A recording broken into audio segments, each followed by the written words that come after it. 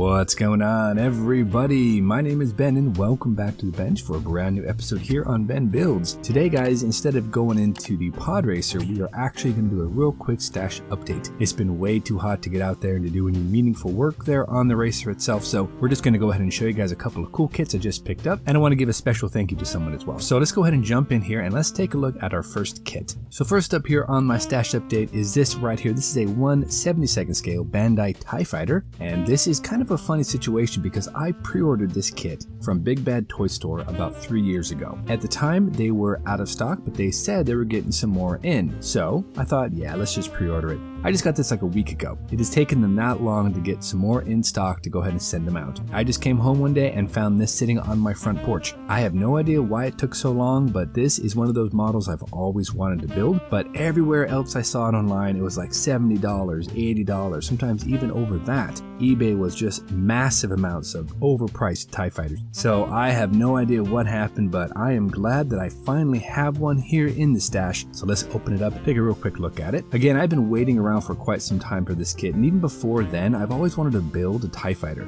I've never actually put one together, at least not in this scale. But knowing that this is Bandai, we know that this kit is going to be awesome because Bandai kits always tend to be fantastic. And just from looking over the parts and pieces here, we've got some great detail, a lot of parts. Plus, we have another tile right here. We might be able to possibly make a nice mold of this and use it for future builds. So you never know. This is going to be a really, really nice kit to have in the stash. Now, the instruction manual, like any other Bandai instruction manual, is nicely laid out, beautifully illustrated. These are one of those snap-together type kits, so it doesn't require any glue, and it all comes molded in color. Now, will I actually paint it? Yeah, probably. But for a lot of modelers who just want to put something together, Bandai makes awesome stuff. It would be super fun to go ahead and add in some LEDs into the cockpit. So that's something I might want to go ahead and look into. But like I said, I've waited so long to go ahead and get my hands on this kit. I don't know why it took over 3 years to get this kit here, but we have it, we've got it in the stash, and I'm going to go ahead and put this into the build rotation because you never know when I might need a TIE Fighter. And this is actually really nice for my stash as well because I've got a TIE Advanced.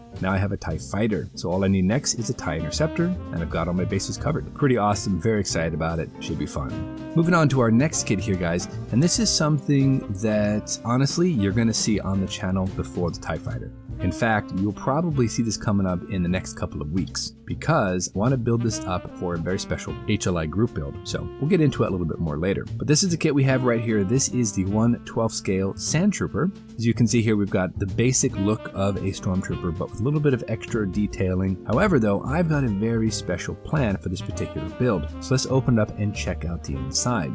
And the first thing we're going to see is, oh, what's this? This looks like a little pack of green LEDs. I wonder what those are going to be used for. We'll have to go ahead and talk about that a little bit later. But just getting into the parts and pieces, I've never built a Stormtrooper, but I've seen videos on it, and this kit here looks awesome. We do have a base plate that is supposed to look like rippling sand. That's kind of cool. We have all the weapons and we have all the different parts and pieces. So we have options we can choose from, different hand positions, different weapons, different extra add-ons. So yeah, looks pretty good.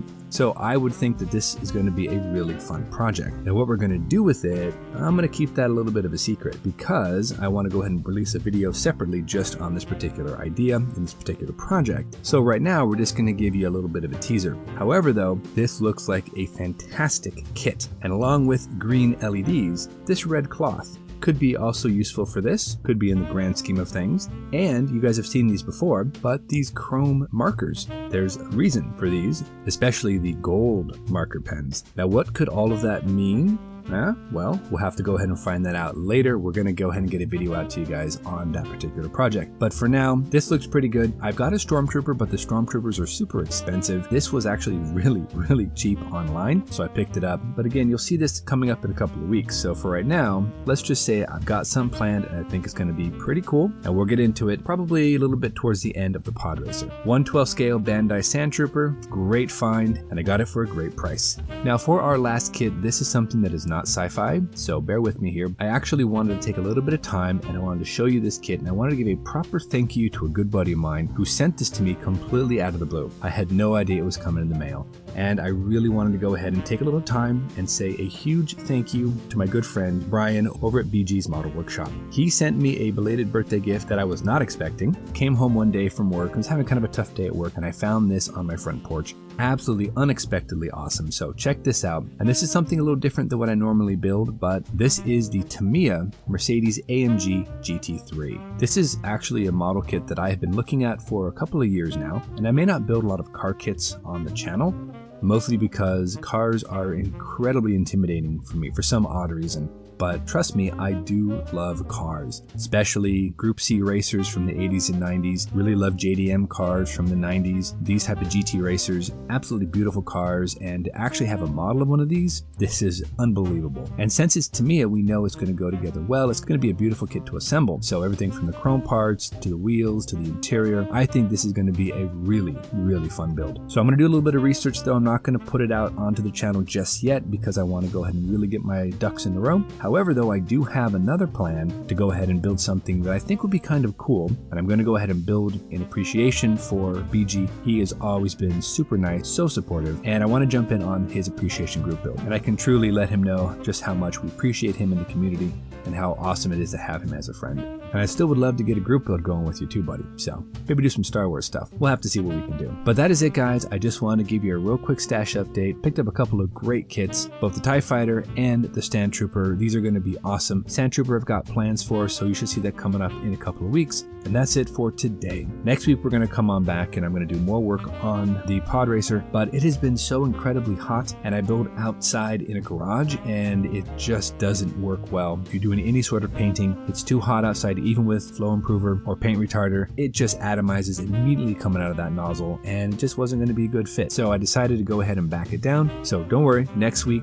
we'll have some extra stuff for the Podracer. So until then, you know the drill. Go out there, get yourself some bench time, have some fun, build something cool, and we'll see you back here on the next episode of Sci-Fi Wednesdays for more pod racing fun. Thanks for watching, everybody. Take care of yourselves, and we'll see you soon.